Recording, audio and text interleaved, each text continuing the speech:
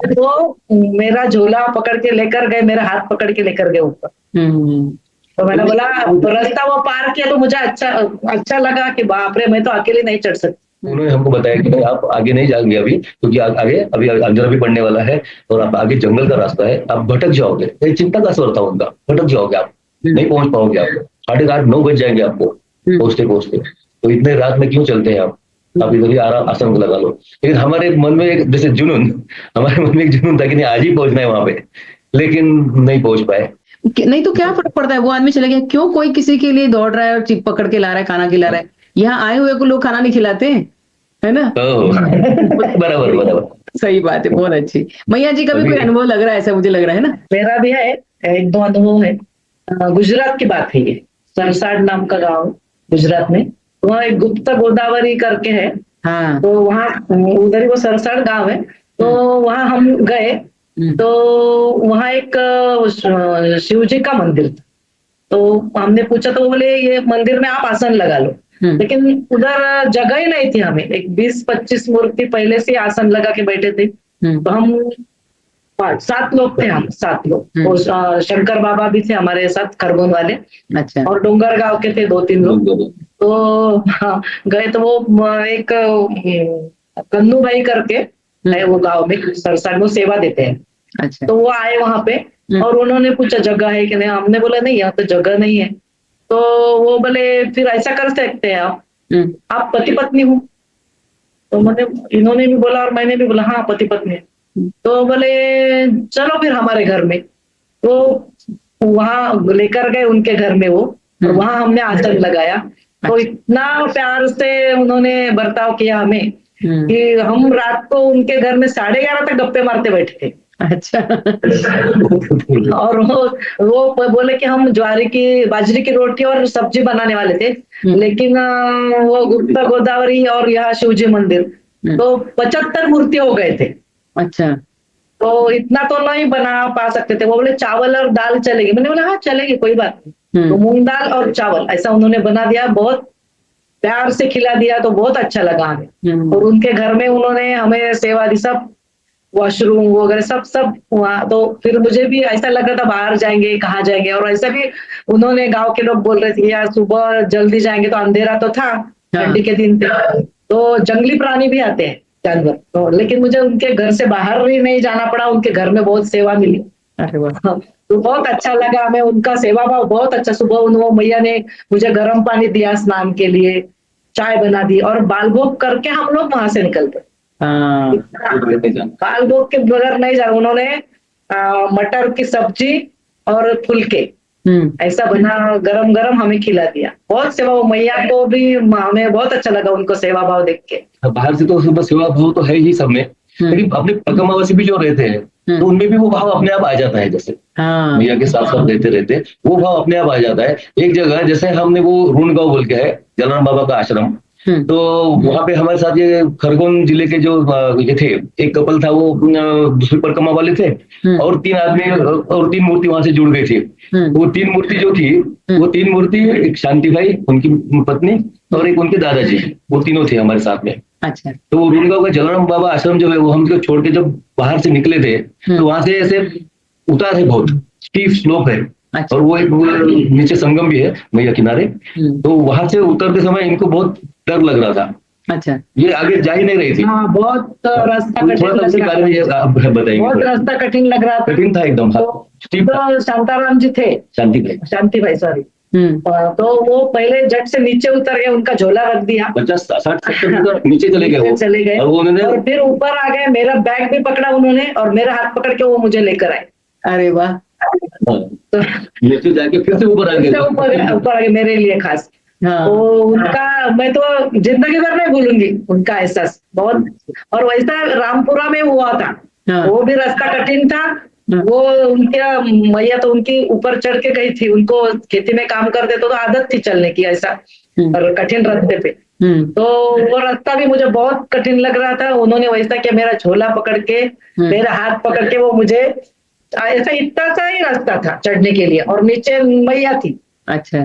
तो मेरा झोला पकड़ के लेकर गए, मेरा हाथ पकड़ के लेकर गए ऊपर। तो मैंने बोला रास्ता वो पार किया तो मुझे अच्छा लगा कि बाप रे, मैं तो अकेले नहीं चढ़ सकती। तो सही बताऊं ना, वो व्यक्ति वो थे, शांति भाई थे, बट मैया ही उस रूप में आई आपके लिए। हाँ, मैया के रूप में वो आए थे, उनके रूप में शायद। क्योंकि देखो ना, इतना जहां आप नीचे उतरने खुद डर रही है, वो आदमी नीचे उतरता है, फिर आपके लिए चढ़ता है और फिर आपके लिए नीचे उतरता है, तो ये शक्ति आती कहाँ से है? ये शक्ति आज जब हम घर में बैठते हैं, जैसे अभी जो इंटरव्यू सुनेंगे उनको ऐसा लगेगा ये पॉडकास्ट में कि अरे ये क्या बोल रहे कि हमको गर्म पानी मिला, हमको चाय मिला, हमको नहीं।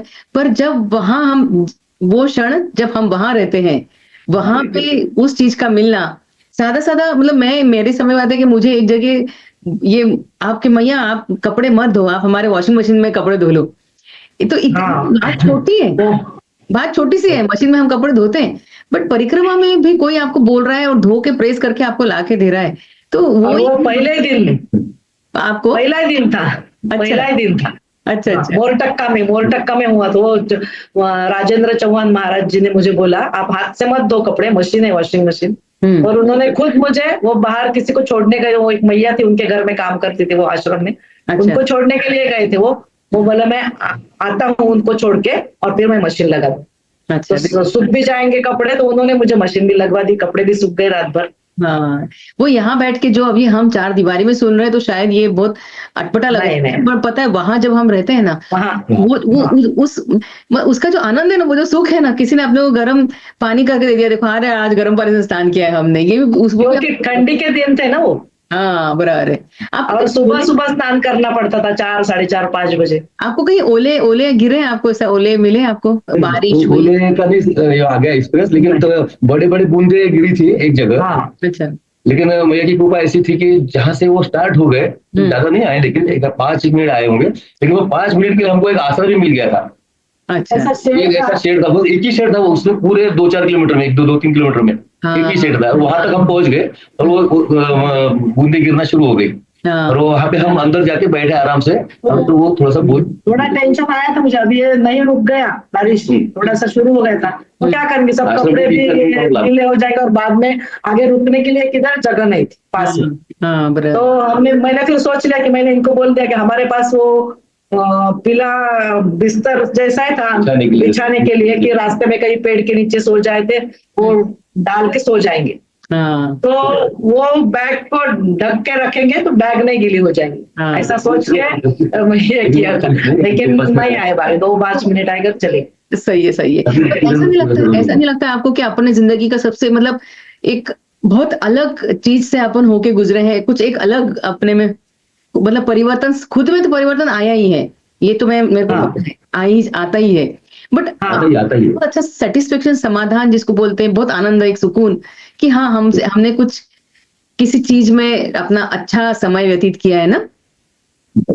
और एक जैसे अभी ये सेवा का भाव जो बोला ना आपने, जैसे एक और सेवा का जोटा आज जैसे बोलता हूँ, एक इसका ज्योति बहन और बोनी बहन, दोनों बहन है मंगलेश्वर, वो तो मंगलेश्वर भरूच से जब हम निकले तो हमने पहले ही तय कर लिया था कि अभी यहाँ से सिर्फ मंगलेश्वर ही जाना है, ज्योति बहन से और बोनी बहन से मुलाकात करना है, उनसे बात करना है, ऐसा ये सोच के हम उधर ही गए। पहले दोपहर में खाना खाने के लिए उधर जाना था हमको, लेकिन वो हम थोड़ा सा लेट होते होते 4, 4:30 बजे पहुंच गए। लेकिन जाते बराबर वहां पे ज्यादा कोई परिक्रमावासी नहीं थे, हार्डली 3-4 थे, 3-4 मूर्ति, और फिर उनसे बात भी हो गई हमारी अच्छे से। लेकिन जैसे उस समय मेरी आंखों में सही में पानी आ गया था कि भाई जैसे सेवा भाव हो तो ऐसा हो, जो उन्होंने तो शादी ही नहीं की, खास एक परिक्रमावासी की सेवा करने के लिए, और इससे और क्या सेवा भाव हो सकता है किसी का। सच में ये तो मतलब ये अलग ही है, ये अलग लेवल का महिला के ऊपर प्रेम है सच में।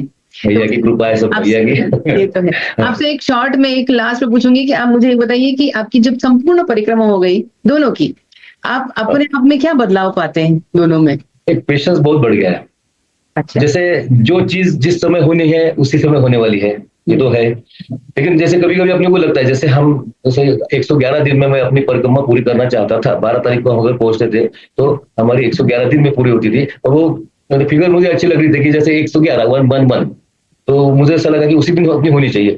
लेकिन हम 6:30 बजे खंगवाड़ा गांव में पहुंच गए, तो वहां से कुछ 2-3 व्यक्ति वहां से आश्रम के ट्रस्टी थे, वो उन्होंने हमको बताया कि आप आगे नहीं जाएंगे अभी, क्योंकि आगे अभी अंधेरा भी पड़ने वाला है और आप आगे जंगल का रास्ता है, आप भटक जाओगे। चिंता का स्वर था उनका, भटक जाओगे आप, नहीं पहुंच पाओगे आप, 8:30-9 बज जाएंगे आपको पहुंचते पहुंचते। तो इतने रात में क्यों चलते हैं आप इधर ही आराम आसन लगा लो।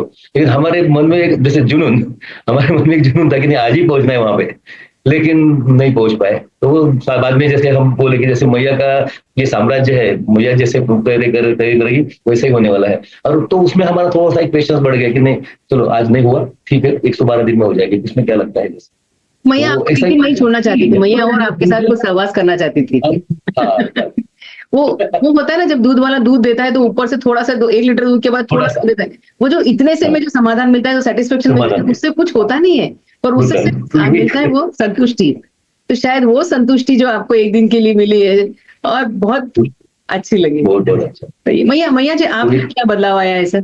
पहले ऐसा लगता था ना कि शुरू में अभी तक परिक्रमा जाने अपने को ये चाहिए वो चाहिए, ड्रेस चाहिए, सब ऐसा कपड़ा चाहिए, लेकिन परिक्रमा में तो यही सीखा हमने कि ज्यादा कुछ लगता नहीं। 2 ड्रेस खाली लेकर गए थे हम परिक्रमा के दिन। सही। तो जरूरत हमारे बहुत अभी ऐसा लगता है कि कम करनी चाहिए, वो ये परिवर्तन और मोह माया सब छोड़ देना चाहिए, ये ऐसा लग रहा है। बहुत सटीक बात कही, बहुत सटीक बात कही आप सच्ची। अभी सब अभी मैं आने के बाद मेरे बहन ने ड्रेस दिया या मैंने बोला कुछ नहीं चाहिए अभी, कुछ जरूरत नहीं है इसकी। सही है, सही है। आज भी आप दोनों जो सफेद वस्त्र में चाहिए बस खाली, उसमें जो सात्विकता और सुंदरता है ना, क्योंकि गुण और ये अपने साथ दंडक कमंडलू है जो, और ये सफेद पोशाक, इसमें इतना सुकून है, आनंद है। जो पहनता है, जो चलता है, वही जान सकता है सच्ची। और मैं तो चाहती हूँ कि हर दर्शक जो सुन रहा है, मैया के दर्शन के लिए तो भी निकले, आए, वो एक बार उसके आप मोह में पड़ जाओगे ना, खुद ही परिक्रमा करने लग जाएंगे, कुछ बोलने की जरूरत ही नहीं।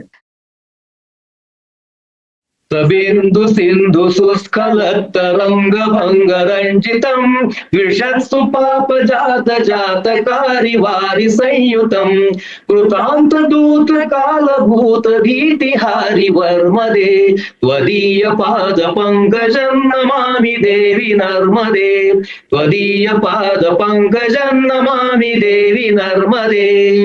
अहो मृतं स्वनं श्रुतं महेश केश जातटे किरात सूत वाडवेषु पंडिते शठे नटे दुरंत पाप तापहारी सर्व जंतु शर्मदे त्वदीय पाद पंकजं नमामि देवी नर्मदे त्वदीय पाद पंकजं नमामि देवी नर्मदे। इदं तु नर्मदाष्टकं त्रिकालमेव ये सदा पठन्ति ते निरन्तरं न यान्ति दुर्गतिं कदा सुलभ्य देह दुर्लभं महेश धाम गौरवं पुनर्भवा नरा न वै विलोकयन्ति रौरवं त्वदीय पाद पंकजं नमामि देवी नर्मदे त्वदीय पाद पंकजं नमामि मातृ नर्मदे। नर्मदे हर नर्मदे हर नर्मदे हर। तो चैनल को लाइक कीजिए, शेयर कीजिए, सब्सक्राइब जरूर कीजिए, और इसी नोट पे मैया की कृपा सब पर बनी रहे, इस आशीर्वाद से। नर्मदे हर, हर हर नर्मदे, नर्मदे हर। दिस वन इज बेस्ट, मी हेच ठेवेन, हे छान आहे. म्हणजे आपण न बघता ना, आणि आपण गेले 3-3.5 महिने तेच सकाळ संध्याकाळ होतं तर पाठच आहे. नाही पाठ झालेलंच आहे, फक्त कसं ते म्हणजे एखादाच काय पटकन सुचत नाही की पुढचं काय, तर मग ते थोडंसं लक्ष ठेवावं लागते, बाकी काही नाही. मला तुमचं एक खूप आवडलं की तुम्ही ना, माझं ऑब्झर्वेशन होतं, एका चिठ्ठीवर तुम्ही सगळं पॉईंट लिहून ह्याच्यानंतर हे ते हे मला कव्हर हो, एक खूप छान आहे तुमचा नियोजन. कसं की नाही त्याचा मुद्दा राहतो किंवा असं आपल्याला नेमकं ह्याच्यात काय बोलायचं ते मी पॉईंट करून ठेवलेले, जसं आपल्याला अंदाज येतो त्याचा.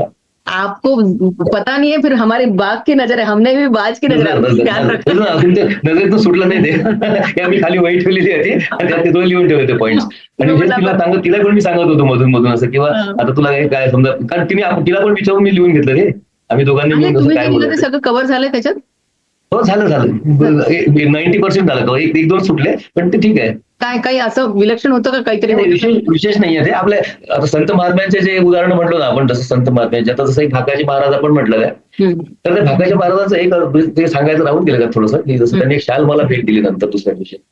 भेट दिली म्हणजे मला त्या दिवशी थंडी वाजत होती खूप, संध्याकाळी थंडी वाजत होती, म्हणजे मी बसलो होतो नसतं थोडासा अशा हात धरून बसलो होतो, त्यांच्या ते लक्षात आलं. जसं आता तुम्ही म्हटलं बाज की नजर, तसं त्यांचं ते म्हणणार आपलं स्वेटर नाहीये, पण आम्ही स्वेटर तर ओंकारेश्वर काढून ठेवून दिले सगळे आधीच. तर म्हटलं दिवसभर प्रवास करायचा चालत तर आपल्याला चालताना तसं तर काम येतो म्हटलं, मग कशा स्वेटर पाहिजे म्हणून आम्ही काढून ठेवले. पण थंडी खूप होती सकाळी, 1-1.5 तास सकाळी खूप त्रास होत होता. संध्याकाळचा 1-1.5 तास त्या दिवशी सत्संग होता, सत्संगामध्ये बसलो होतो तर आम्ही तसं असं बसलो होतो मी थोडंसं असं बसल्यावर ते लगेच मला म्हणजे स्वेटर नाही आहे, तर अरे कोणी जाके वो शाल लेके आओ बोले इनके लिए एक, असं बोला एखादं त्यांनी सांगितलं शाल. पण ती शाल अर्धा तास झाला, पाऊण तास झाला, ती काय आली नाही शाल. ती आली नाही ना, आमचा तो सत्संगही संपला, सगळं आम्ही आपलं निघालो, जेवण खावणं झाले, जेवण खाण्याचा आराम केला, दुसऱ्या सगळ्या आमच्या बॅगा घेऊन आम्ही परत निघालो पुढच्या प्रवासाला. निघालो त्याच्यानंतर आमचा एक श्रीकांत नावाचा एक मित्र होता, तो मागे राहिला होता थोडासा, अर्धा तास समजा तो उशिरा निघाला आणि तो नंतर निघाला. आणि नंतर आम्हाला तो ओव्हरटेक करून जाता पुढे जायला लागला. जाता जाता एकदम माझ्या समोर आल्यावर तो लक्षात आला, अरे पाटील काका तुमच्यासाठी म्हणे ती महाराजांनी एक शाल दिली म्हणे, ते शाल तुमच्याकडे घेऊन घ्या बरं पहिल्यांदा, मी विसरून जाईल म्हणे. लगेच त्यांनी शाल, अरे म्हणलं हो, रात्री ती शाल देणार होती म्हणलं आपल्याला, ती शाल त्यांना सापडली नसावी बहुतेक म्हणलं. तर ही पण मला विचारत होती शाल देणार होती, शाल तर काही त्यांनी ती आहे तुमच्याकडे शॉल आहे ती वाली अजून? आहे. ते तुम्हाला ती मानाची शॉल आहे ती, मला वाटतं ते त्यांच्या तिथून मिळाली ती मानाची शॉल आहे ते. मैया ने ऐसे नहीं तो ऐसे कान पकडाय और कुछ नहीं, बस इथे तो ऐसे खिलाय, बस ते तसं येते. मी लगेच फोन उचलला आणि महाराजांना फोन लावला, म्हटलं तुमची प्रसादाची शाल म्हटलं मला मिळालेली आहे म्हटलं, आणि मी आयुष्यावर जपेल म्हटलं चांगली. मस्त मस्त. अशा वस्तूची त्या मैयाच्या खंडात मिळालेल्या वस्तू ना काहीतरी प्रासादिक आहे, त्याचं काहीतरी हा ते आहे. लगेच फोन करून त्याला सांगितलं, म्हटलं तुमचा प्रसाद म्हटलं मला मिळाला म्हटलं, आणि खूप खूप धन्यवाद म्हटलं. असं म्हटलं हिला म्हटलं काल रात्रीच वाटत होतं की शाल देणार नाही, दिली नाही. मला सुद्धा मी राजपिपल्या गावाला हरसिद्धी माता मंदिरमध्ये मुक्काम केला होता. तर तिथे रात्री झोपायच्या आधी तिथे जी मैया होती राहत होती, ते मला म्हणजे मला वाटतं सकाळी बोलवायला आल्या त्या मला, का रात्रीच म्हणाल्या की तुम्हाला ना या म्हणे तुम्ही साडी द्यायची म्हणे. माझ्या तोंडात असं निघून गेलं, मी साड्या घालत नाही म्हटलं जास्त, मी ड्रेस घाल म्हटलं. आपण नंतर हे म्हणे यांना सांगितलं मी, हे म्हणे असं कशाला म्हटलंच म्हणतो. मग म्हटलं चूक झाली माझी. मग दुसऱ्या दिवशी परत ती मैया बोलवायला आली, सगळ्या जेवढ्या असतील त्यांना घेऊन या म्हणे. मग मी सगळ्यांना घेऊन गेली, सोबत होत्या 4-5 जणी त्या, तर सगळ्यांना एक साडी दिली. मला मात्र त्याने 2 साड्या दिल्या. अरे एकाला नाही म्हणता मला 2 साड्या दिल्या, एक थांबा म्हणे, आणि सगळ्यांना नाही दिल्या 2 साड्या, मला नंतर एक जण होती अजून तिला दिली, 2 साड्या दिल्या. आहे तुमच्याकडे साड्या आहे? मी एक आणली आहे प्रसादाची, आणि एक आम्ही मैया किनारे जात असताना एक गरीब महिला होती बसली, तर तिला मला मनात विचारलं की तिला जास्त गरज आहे त्याची, तिला एक दिली, म्हटलं एक प्रसादाची मी आणली घरी. गरज म्हणजे तिच्याच करता ती मैयानी तुमच्या थ्रू म्हणूनच 2 दिली असेल कदाचित. ते निवडलं ना.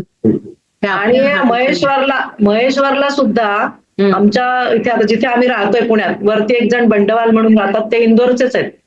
तर त्यांचे मला सारखे हे असायचे मेसेज, फोन, करुणाधामचे ते आश्रम, ते कोणते शांडिल्य ऋषीचे चालले होते, परिक्रमेतच होते ते, त्यांचे व्हिडिओ त्या मला रोज टाकायच्या. आणि मग या आश्रमात थांबा, त्या आश्रमात असं म्हणायचं. तर त्यांचा एक मावशीचा मुलगा तिथे महेश्वरला आहे, ते ब्रह्मचारी आहेत, लग्न नाही केलेलं त्यांनी, त्यांचा आश्रम आहे. तर आम्ही जिथे थांबलो होतो महेश्वरला त्या किल्ल्याच्या आत, तर तिथे दुपारची भोजनाची वगैरे काही व्यवस्था नव्हती, रात्रीच असतं म्हणे तिथे. तर ते त्यांना फोन केला त्यांच्या भावाला, त्यांनी आम्हाला फोन केला, आले ते शोधत शोधत पुण्याचे कोणे. ते त्यांनी आम्हाला आश्रमात जेवण वगैरे सगळं झालं. आणि मग नंतर एक हनुमानाचं जे मंदिर आहे जिथे ते राहतात, तर आम्ही त्यांना मग म्हटलं तर मग तिथे जर सोय असेल आम्हाला राहण्याची तर आम्ही राहू शकू का.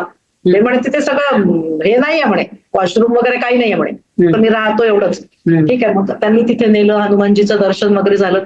तिथे त्यांनी मला साडी, बांगड्या, ओटीची पुडी, बिंदी सगळं दिलं, यांना नारळ सगळं दिलं. असं काय लाड, माहेरी जाऊन काय मिळतं आपल्याला हे सगळं मैयाने है ना, मायकेचं सुख और क्या है ना. मैयाने सगळे लाड तर पुरून दिले, खायचे लाड, कपडे पण धुवायचे नाही, वस्त्र पण दिले मैयाने, खायला प्यायला एका सावून घातलंय, राहायची सोय केली. ते माहेरच तुम्हाला दिले, आणखीन काय. दीपक राजपूत म्हणून होते, ते मला एकदा असंच बोलता बोलता म्हटले, एक ना एक दिन तो बोले आपको मालपुआ जरूर खिलाएगी बोले मैया, असं ते बोलून गेले. आणि त्याच्यानंतर काही 15-20 दिवसानंतर सारं आम्ही एका मला वाटतं हिरपूर म्हणून एक गाव आहे, तिथे आम्ही थांबलो होतो. तिथं भागवत नाही रामकथा चालली होती, तो मोठा प्रोग्राम चालला होता तिथं. तर 5-6 मिठाया होत्या, कारण मग पहिली मिठाई आली, दुसरी मिठाई आली, चौथी मिठाई आली आणि मध्येच एक मालपुआ त्यांनी आणला, मालपुआ. अरे लगेच मी त्या माणसाला फोन करून सांगितलं, अरे आपल्या मुलामध्ये एक दिन मालपुआ लगेच आज मालपुआ मिल गया म्हटलं. म्हणजे असं होऊन जातं या गोष्टी बघा, म्हणजे कसं भैयाचं लक्ष असतं बारीक. आपण तरी घरी कधी खाल्लं होतं मालपुआ आठवत, आपल्याला आठवत नाही. नाही आठवत नाही. मग तिथे ते सगळे लाड पूर्ण करून घेते. आणि खरं सांगते तिकडे ते जर्नीमध्ये ना आपण फक्त आपलं एकच काम आहे की तिच्यावर श्रद्धा ठेवायचं आणि चालायचं बस. बाकी काही मी हे ना इथे मुंबईला ठेवलं होतं, इथून गेले होते खरंच. हो बस आपलं हृदय तिकडे पाहिजे फक्त बस. हे डोकं चालवायचंच नाही. एकाने सांगितलं रुक जाओ, एकाने मग चलो अभि मत जाओ. तुम्हाला बघा त्यांनी सांगितलं आश्रमात की तुम्ही जाऊ नका आज इथे का, तुम्ही नसता गेला तर ते जेवले नव्हते. बरोबर. मग तुम्हाला म्हणजे तिने मैयाने तिथे थांबायला म्हणूनच सांगितलं थांबा तिथे जेवतील. त्याचे एक शब्द सुद्धा बोललो नाही त्याच्यानंतर. त्यांनी जसं म्हटलं ना की लगेच आम्ही आपल्या बॅगा खाली उतरवल्या, नाही अभी तो हम इधर खाना खा के जाएंगे, इधर ही रहेंगे, कल सवेरे जाएंगे. सकाळी नाही आपण इतक्या वाजता निघायचं ते कधीच नाही झालं. बस 10 मिनिटं 15 मिनिटं उशीरच आहे ना. पण छान झालं. कोण म्हणणार की हा माणूस बायपास झालेला आहे आणि 2 वर्षानंतर म्हणजे बायपासचा माणूस अजून तुम्हाला काहीच त्रास होत नाही. म्हणजे बघ तिच्या पाण्यामध्ये पण तेवढी ताकद आहे. कारण कोण हिंमत करणार बायपास केल्यानंतर. माणूस म्हणणार नाही बाबा गाडीने करू आपण, काय तेवढं नाही, पण तुम्ही हिंमत केलीये, खूप मोठी गोष्ट आहे आणि झाली तुमची. खरंच आहे, म्हणजे ती मैयाची कृपाच आहे की तिने बोलवलं. आणि मी सांगतो ना, म्हणजे आता त्या सुहास लिमायचं जे पुस्तक वाचलंय आता आम्ही, म्हणजे त्या एका पुस्तकातून आपल्याला कशी प्रेरणा मिळाली. आणि ते बाकी नाही तर मी सांगतो ना, जगन्नाथ कुंटेंची एक पुस्तक, जगन्नाथ कुंटे पुण्यात आहेत, त्यांची भेट मी केव्हाही जाऊन म्हणजे घेऊ शकलो असतं कदाचित, समजा असं इच्छा झाली असती तर. पण मला त्यांच्याबद्दल काही रेफरन्स नाही मिळाला, काही नाही. ते सुहास लिमायचं पुस्तक समोर आलं, ते मी घेतलं, ते वाचलं आणि लगेच परिणामात गेलो सुद्धा. म्हणजे खरंच फक्त मग आमच्या साडूंनी काय केलं, आम्हाला सगळे ते व्हिडिओ पाठवायला लागले, मग तयारीचे कसे असतात किंवा मग त्या प्रतिभाचे व्हिडिओ किंवा त्यांचे. मग त्यांनी आम्ही त्यांच्या घरी गेलो त्यावेळेस ते खडा पहाड कसा आहे तो त्याचा व्हिडिओ दाखवला. म्हणजे ते व्हिडिओ मध्ये खूप त्यांनी परिणाम केली आहे. आणि तसं आमच्यासोबत तर त्यांची मानसिक परिणाम, कारण आमचा रोज फोन असायचा. अच्छा.